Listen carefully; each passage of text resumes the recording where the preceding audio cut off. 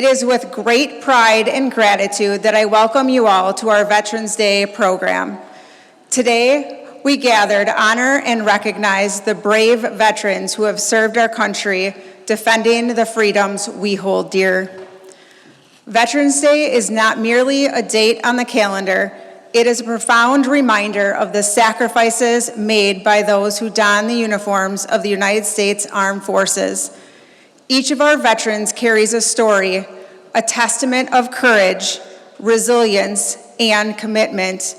Their sacrifices have paved the way for our continued liberty, and our duty to ensure their contributions are never forgotten.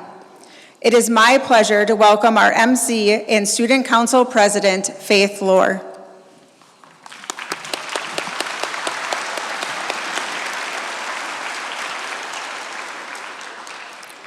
At this time, can everybody please rise for the presentation of colors?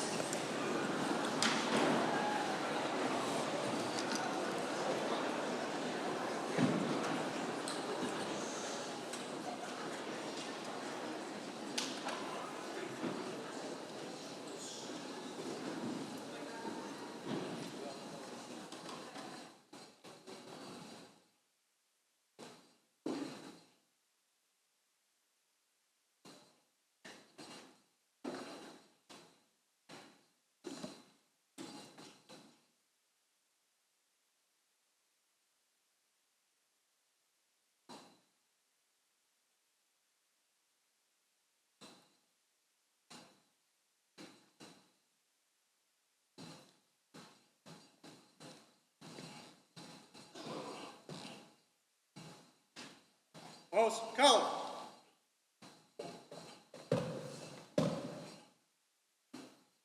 Right hand slope. 2. Left face. Forward march.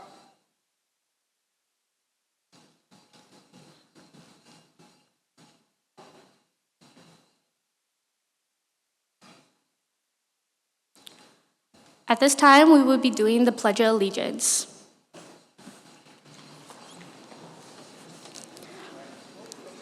I pledge allegiance to the flag of the United States of America and to the republic for which it stands, one nation, under God, indivisible, with liberty and justice for all.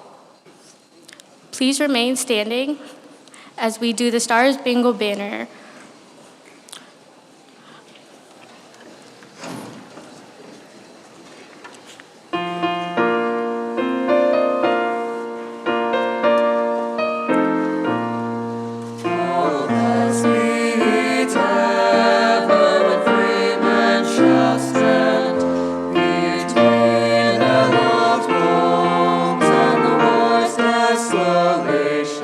Blessed victory and peace.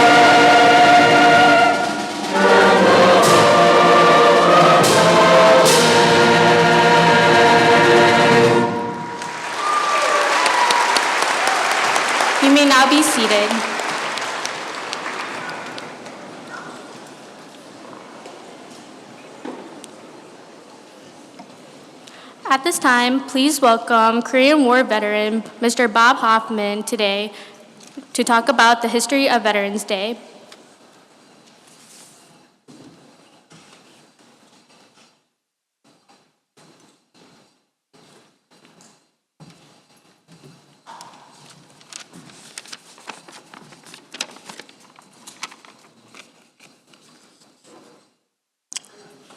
Good morning. I want to thank Michelle for inviting me back here again today. And I was going to put a lot of things together, but with an event this large, I'm sure to miss somebody. So thank you all for putting this together for us veterans. And with that, I give you the history of Veterans Day. World War I, known as the Great War, officially ended with the Treaty of Versailles, was signed on June 28, 1919. However, the fighting ceased 7 months earlier when an armistice, or temporary cessation of hostilities, took place between the victorious Allies and the Central Powers. This armistice went into effect on the 11th hour of the 11th day of the 11th month, 11 a.m. on November 11th, 1918. In November of 1919, President Woodrow Wilson proclaimed November 11th in the first commemoration of Armistice Day with the following words: "To us, in America, the reflections of the Armistice Day will be filled with solemn pride in the heroism of those who died in the country's service, and with gratitude for the victory." In June of 1926, the Congress officially recognized the end of World War I by a resolution which requested the President to issue a proclamation to display the flag on all government buildings on November 11th. In May of 1938, November 11th was made a legal holiday known as Armistice Day. It was to honor the veterans of World War I. In 1954, after World War II and the Korean War had ended, Armistice Day became Veterans Day, and November 11th became a day to honor all American veterans of all wars.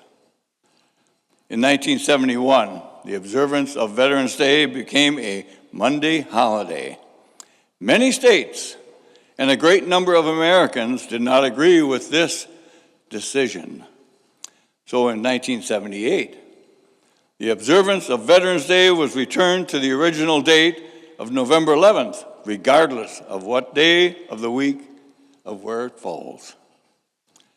The observance of Veterans Day on November 11th not only preserves the historical significance of the date, but focuses our attention on the importance of Veterans Day, a celebration to honor American veterans for their patriotism, love of country, and willingness to serve and sacrifice for the common good.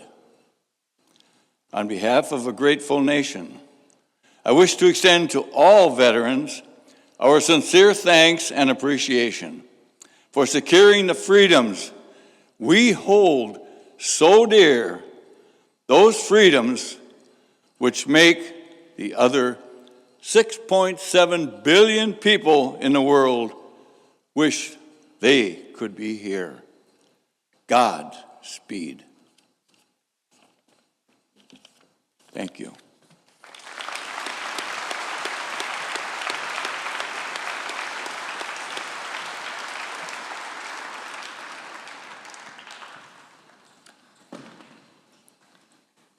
Now we will be playing the song Armed Forces, directed by Ms. Grind, the Pride of America, performed by the Oshkosh North Music Department. Our Armed Forces Salute Medley recognizes each of the branches of our United States military. As we sing each service song, I will announce which group it represents. If you are a member of that branch, we invite you to stand as we present your song. On behalf of the music department, thank you for your service.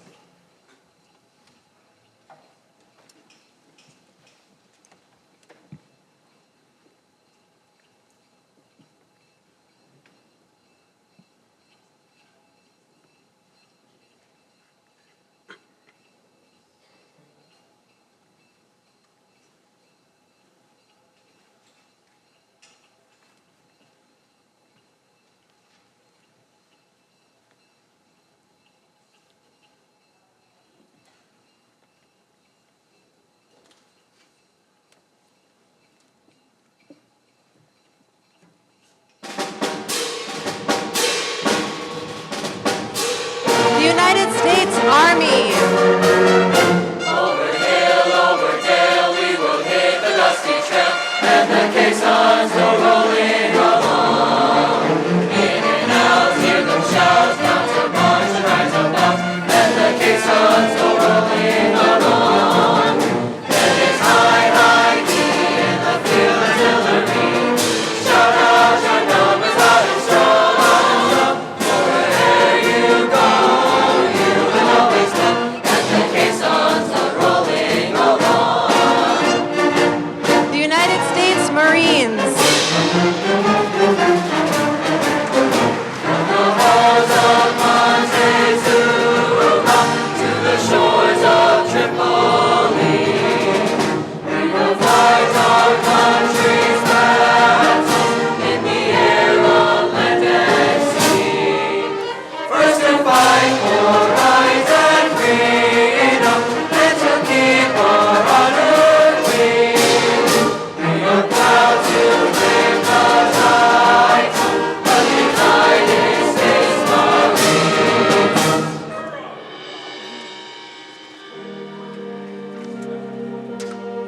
The United States Navy.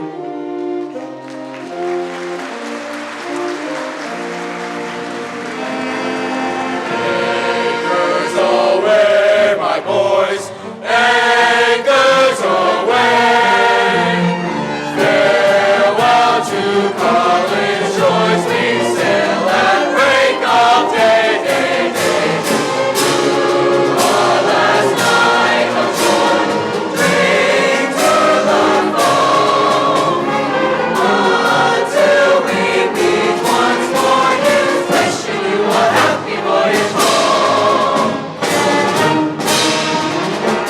The United States Coast Guard. We're always ready for the call. We place our trust in thee. To serve and storm and battle, why shall our purpose be? Semper Paratus is our guide, our fame and glory too. To fight, to save, to fight and die. I Coast Guard, we are for you. The United States Air Force. Off we go to the wild blue yonder, climbing high into the sun. Into the sun. Here they come, straight to meet our thunder. Atta boys, here they come. Down the rise, running the flame from us.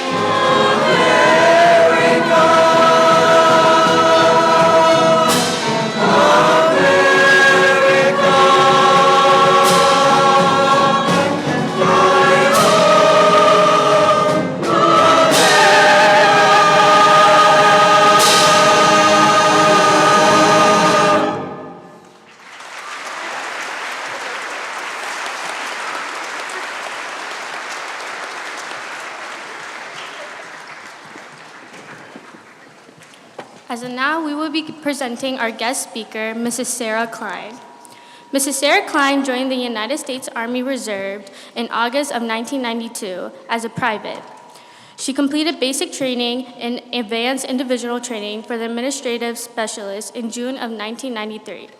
In October 1993, she went to Civic Affairs Specialist School to become a Civic Affairs Specialist, and she was a member of the 432nd Civic Affairs Battalion stationed in Green Bay, Wisconsin. She was deployed in January of 1996 to Bosnia-Herzegovina, participating in Operation Joint Endeavor, attaining rank of E5 Sergeant. In Bosnia, she worked as a civic affairs specialist, acting as a liaison between the military and the civilians in Bosnia. She worked with the Red Cross and the United Nations, hosting refugee camps while working on water and electric. Operation Joint Endeavor was part of the I-4 Implementation Forces and NATO, North Atlantic Treaty Organization.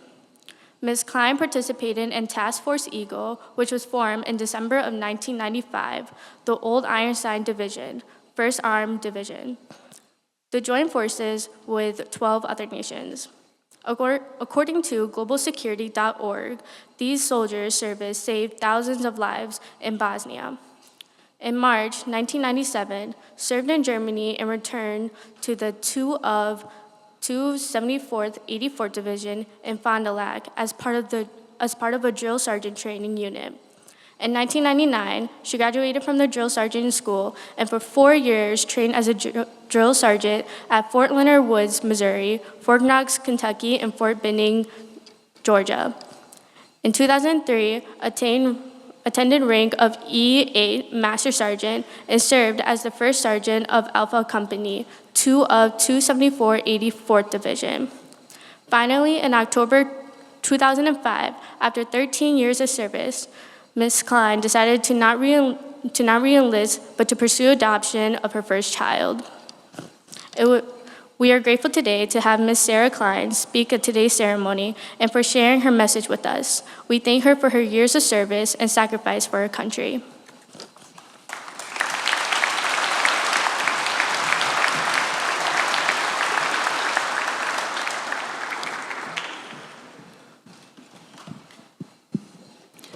Thank you, Faith. Welcome, Spartans. For those of you who don't know me, I'm Ms. Klein and I teach senior English, but before all that, I was a soldier.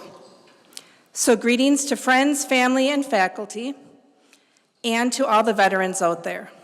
You are truly the heroes. Thank you for your service and thank you for your sacrifice. I am truly honored and humbled to be up here today, representing all the real heroes sitting in front of me. I hope I can do it justice. Today I'm going to tell you a little bit about my journey as a soldier, talking about basic training, Bosnia, being a drill sergeant, and the end of my Army journey. I'll also explain what being a veteran means to me. It all started before my 17th birthday.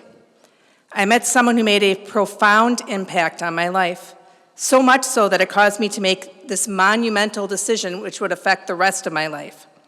If you're trying to guess who it was, I'll give you some hints. It was not the President of the United States.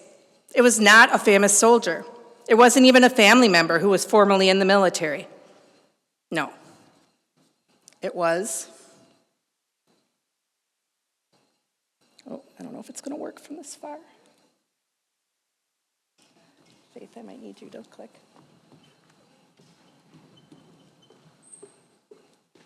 I thought I was all fancy with my gadget here, but it's not working.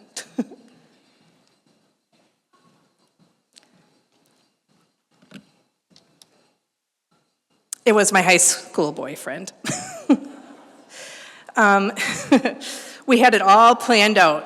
We'd both be in the Army, get a place together at some base we were both serving on, and we would live happily ever after.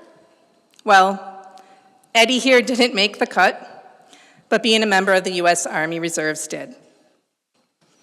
I love the ideals of this country, what this country stands for: freedom, justice for everyone, that everyone is equal, that everyone gets an equal opportunity and an equal voice towards their government. Now, those ideals are not always met. In fact, I'd say they've never been fully met. But for people that fight for this country, it's these ideals that we're fighting for. Because every person matters. And that right there is the reason I became a soldier. And incidentally, it's also the reason I became a teacher. I made my oath to the Army on August 9th, 1992, less than a week after my 17th birthday.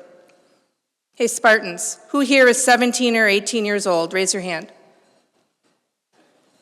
All right, there's a few of you. Can you imagine making a decision like this at your age? Some of you already did, and some of you will in the future. It's not an oath that I took lightly, and it's one most soldiers hold dear to their hearts. This is me in basic training with some of my buddies. I have on the left, that's Billie Jean. She was my main buddy, and then also Mary Ann is the other one I'm with. Okay, you can click again. My parents and my grandparents came to see me graduate basic training. And that one picture, I'm opening up late presents for my birthday. I got the lucky break of spending my 18th birthday in basic training. My mom sent me a care package with homemade chocolate chip cookies. My drill sergeant opened the box in front of the whole platoon and then ate them. It's actually a pretty good description of what basic training was like. It was probably the scariest 9 weeks of my life, but it changed me for the better, I think. It took a naive, slightly entitled, know-it-all girl from a tiny town and turned her into a soldier. Someone who would fight for freedom, for my buddies, for democracy. So I took this oath that I believed strongly in. A couple years went by, and then I received orders to be deployed to Bosnia as part of Operation Joint Endeavor. I was in the middle of college with a serious boyfriend. It really wasn't convenient. War never is. Although it was dubbed a peacekeeping mission, it had all the characteristics of an area on the brink of war. Our job was to stop it. So, of course, being me, the first thing I did to prepare myself is get married. Okay, click. If you look on the left, you'll see the headlines. My favorite one is I do a do. I thought that was very creative. This began my first experience with being away from home in a war-torn country. You can click again. I really like this slide. This really encompasses Bosnia, I think. The top left are the twins that I met. They used to follow me around because I'd give them candy. And we couldn't communicate because I didn't know Serbo-Croatian, they didn't know English, so we did a lot of hand signals. They were super cute. And if you look at the big picture where I'm standing on a bridge, I'm the one on the left. That bridge is actually the bridge where Archduke Ferdinand was assassinated to start World War I, for those of you who know your history. And I thought it was really neat to be on the actual bridge. And there's also another picture. Well, the one is the library. I'm an English teacher, so libraries matter to me, and it was one of the oldest libraries in the world, and it was bombed out, and I thought it was pretty sad. And the other picture is a thing called sniper sheets, and I know it's kind of hard to see up there, but this was, I was 19 years old at this time, so it was kind of eye-opening to me. They used to put these sheets up so that if snipers were in the hills trying to shoot civilians, the sheets were supposed to block them. If you look closely, you can see that the sheets are all shredded with a bunch of holes in them, which just really opened my mind.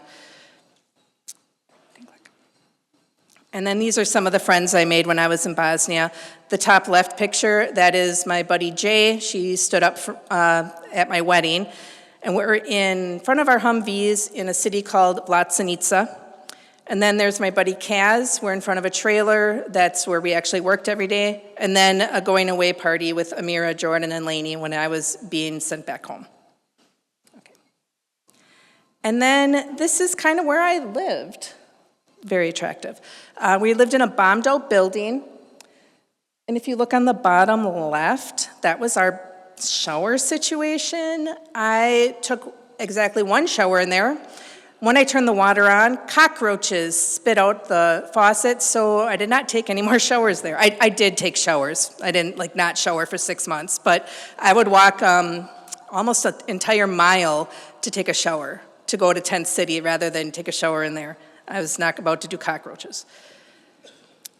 So finally, you can see I had a welcome home sign. I finally got to come home.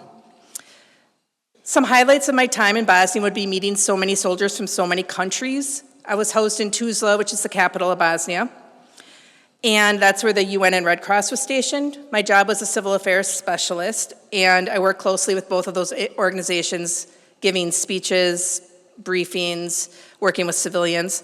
The name of our base was Tuzla, Maine, and all the countries that were fighting as part of NATO had their headquarters at this base. So I met Italians, Polacks, French and British soldiers, Russians, Germans, Belgians, Spaniards. I felt like I met someone from most of the countries of Europe. My friend Kaz was in Tent City, and he had a bunch of Russians in his tent. That's where I learned how to play dominoes and how to shoot straight vodka, but that's a story for a different time. I got to spend some time in Sarajevo, which was really neat. And probably the highlight was I got to spend a day with Chelsea Clinton, who is the daughter of Hillary and Bill Clinton, who was the president of the time. I was her guide for a day and showed her around the base, which was really cool. The Secret Service were following us around. I don't know, I thought it was neat. Mostly my job was driving the Humvee around or giving briefings. One of the things I distinctly remember is the food sucked. It was either MREs or C rations. I'm pretty sure Dr. Seuss was in the Army, and it was sea rats that inspired his green eggs and ham story. I mostly ate chicken noodle soup, homemade bread, and borek, which is a Bosnian pastry that's similar to a Hot Pocket.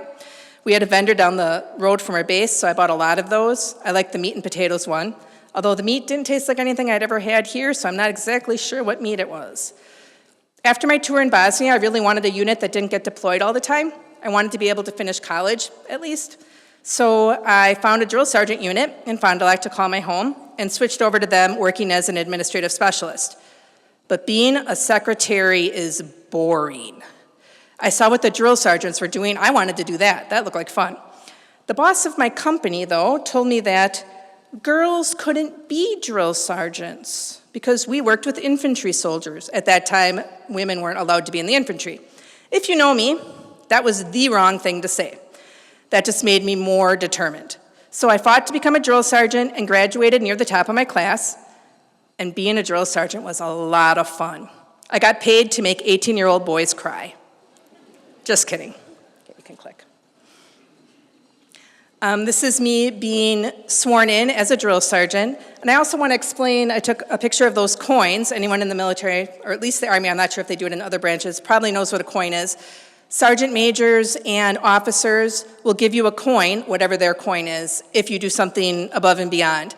But the trick thing is, you have to carry that coin with you all the time, and I'll tell you why. If you're in a drinking establishment and someone knows you have that coin and they also have that coin, they can put that coin on the bar, and if you do not have your coin with you to actually put on the bar, you have to buy a drink. I'm not about to buy drinks, so I carried those around with me everywhere I went, so I never had to. Being a drill sergeant was the most fun I had in the military. I did it from 1999 to 2003, then I ranked out. I had the most fun with my male colleagues. My old boss was right. There wasn't a lot of female drill sergeants. There was none in my company at all. In fact, when we would do an FTX, they never brought a porta potty, because boys can just go in the woods. That's how I got poison ivy on my left butt cheek once. Being the only girl definitely made me an easy target for teasing. We used to play this game called President when we were on weekend missions, usually at Fort McCoy. My best buddies at the time were Cornell, Miller, Steffes, and Maurer. The game President has this premise that you play cards, and whoever you play determines your role. President is the best, and it goes down from there. The worst position is a word I'm not allowed to say right now. We'll just call it low man. Somehow, every freaking time we played, every single time, I ended up being low man. Now, I couldn't figure this out. I'm usually not bad at cards, but it was every single time. And when you're low man, everyone else can make up rules for you to do, and they're just ridiculous. Like, if a 3 of hearts is played, you have to run around backwards, clucking like a chicken. I found out sometime later that Cornell had everyone passing cards under the table so that I would be low man every single time. So I could take a teasing, but I could give it back just as good. And revenge is a dish best served ice cold. So I had an opportunity, and it came about a year later at Fort Knox, Kentucky. I was able to sneak into Cornell's locker, and I took his BDU jacket. I took off every button, and then I sewed them back on about a half inch above where they were supposed to be. So when he buttoned his coat, it was all messed up. I could still remember the look on his face when he came down to formation in his jacked up mess of a coat. See, that's what made the Army such an impactful part of my life, the friends and deep bonds you make with your fellow soldiers. Todd Cornell was probably my best friend in those years. Sadly, he was shot down in Fallujah during Operation Iraqi Freedom in 2007. I was part of the honor guard for his funeral, and it remains one of the most difficult experiences of my life. I still miss him every day. After being a drill sergeant, I was promoted to the rank of first sergeant at the age of 29. This was the beginning of the end for me. This is my last ID card when I graduated from first sergeant school, and then just some kind of cool pictures of me shooting an M60 machine gun. If you look closely, you can see the rounds coming out of the side. I was put in charge of the same company I had been in, but now I was in charge of all my buddies. It had an impact on my relationship with them, of course, because now I was responsible for their yearly counseling evaluation, which helps determine promotions. So no more president card games, at least not with me. I wasn't even really allowed to hang out with them anymore because that would look like fraternizing. But because I was so young to be that rank, the people I could hang out with were a lot older than me, and they were all men, so it was a pretty lonely spot. Then in 2005, I was given orders to go to Afghanistan. I was 30 years old and was trying to adopt a baby. But when you get orders, you have to go. The job was to be in charge of a civil affairs unit, the job I had last done when I was in Bosnia 10 years earlier. I was scared because I couldn't remember how to do that job. My orders were a full year and potentially for 2 years, making my dream of being a mother that much harder to come by. So I went to Beaver Dam to brigade to do my deployment counseling and paperwork. Then a weird glitch, my tiny miracle, happened. When reviewing my paperwork, the admin specialist noticed an error. Someone had put in 2006 for my contract end date when it really should have been 2005. August 8th, 2005. This was October, so technically I wasn't even in the Army anymore. They asked if I wanted to re-enlist. It had been my dream to someday retire from the Army, but my dream of being a mother was stronger. I declined to re-enlist, and my son Peyton was born in November, with me adopting him in April. Everything happens for a reason. One of the things I learned was freedom is not free. It's nourished through the sacrifice of soldiers, through blood, tears, loss of limbs, loss of comrades, being far from home, so you're missing births, deaths, and everything in between. Democracy is not a given. It's something that must be fought for, sacrificed for, and stood up for. If we truly believe that every person matters, then we cannot be silent, we cannot be passive. Staying silent in the face of injustice is complicity. Martin Luther King Jr. said, "In the end, we will remember not the words of our enemies, but the silence of our friends." So let's not be silent. It's important to be vigilant and to work hard to maintain democracy, the greatest experiment ever constructed. I'm going to end with a poem that has always aroused strong feelings in me. It's by Martin Niemöller and was written about Nazi Germany, but I think it works for being vigilant for democracy as well. First, they came for the socialists, and I did not speak out because I was not a socialist. Then they came for the trade unionists, and I did not speak out because I was not a trade unionist. Then they came for the Jews, and I did not speak out because I was not a Jew. Then they came for me, and there was no one left to speak for me. Thank you, veterans, and may God bless these United States of America.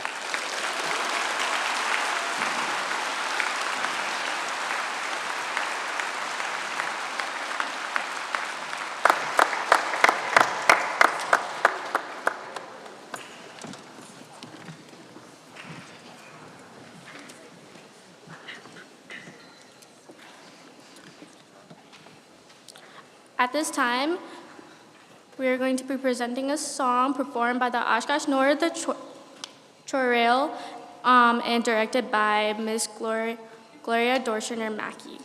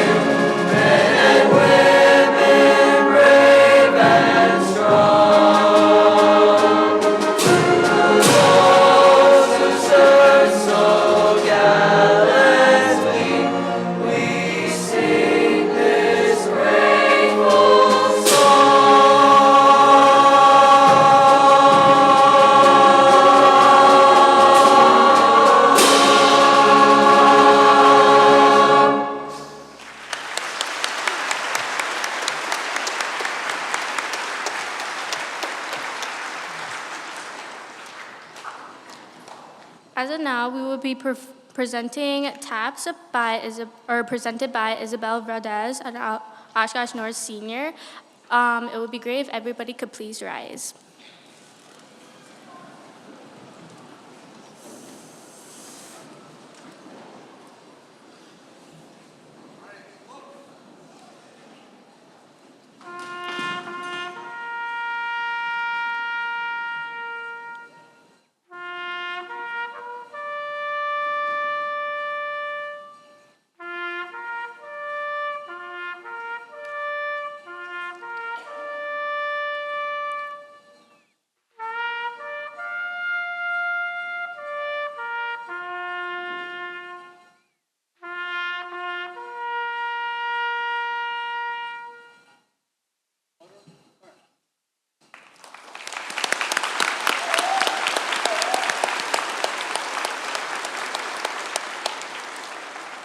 Please remain standing as we do the retire of colors.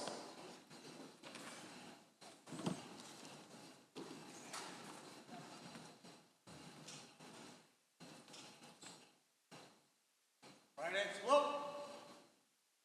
2. Retire color.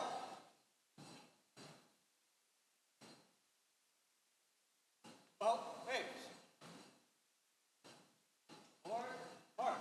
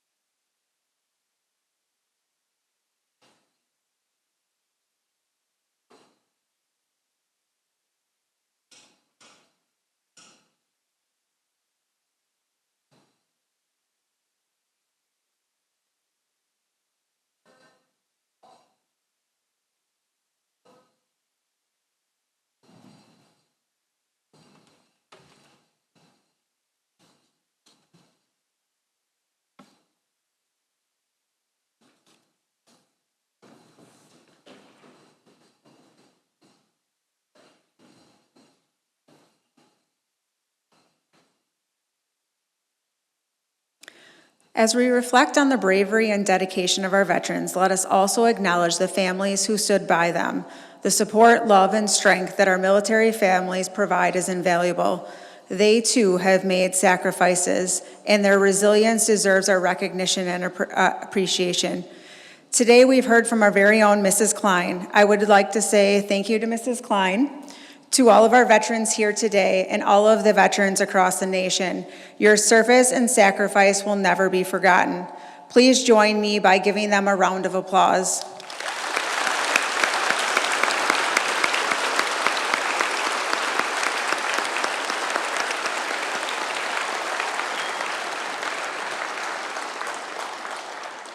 I would also like to thank Faith for doing a wonderful job emceeing, our music department, the communities program for planning today's events, and everyone else who helped make today a success. Thank you for being here, and let us remember that freedom is not free. It is earned through the bravery of those who served.